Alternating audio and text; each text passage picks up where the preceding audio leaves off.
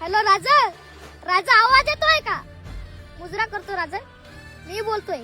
तुमच्या स्वराज्यातील एक छोटासा मावळा आदिराज. थोडा महत्त्वाचं बोलायचं होतं राजा. मला जाणीव आहे तुम्ही बिझी आहात, पण तरी थोडा वेळ बोलायचं होतं राजा.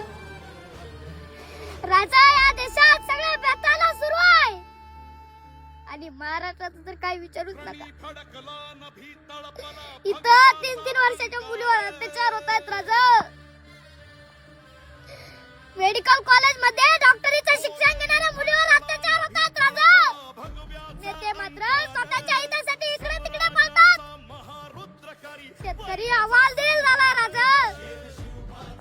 तुमचा मावळा दारूच्या नशेत आयुष्य उद्ध्वस्त करतोय राजा. 70 वर्षाचा बाप 30 वर्षाच्या मुलाच्या चितेला आग लावतोय. दारूसाठी तो स्वतःच्या बायकोचा सौदा करायला निघाला राजा. राजा, शेतकरी आत्महत्या करतोय. राजा, तुम्ही जगला नाही जास्त. 32 वर्षात कधी कुणासमोर झुकला नाही. सत्यासाठी खुर्चीसाठी पत्करले नाही कधी राजा. कधी लाचारी ऐकला नाही राजा. स्वाभिमान आणि बेमान झाला नाही जनतेशी. राजा, तुमचं आणि आबाचं म्हणजे छत्रपती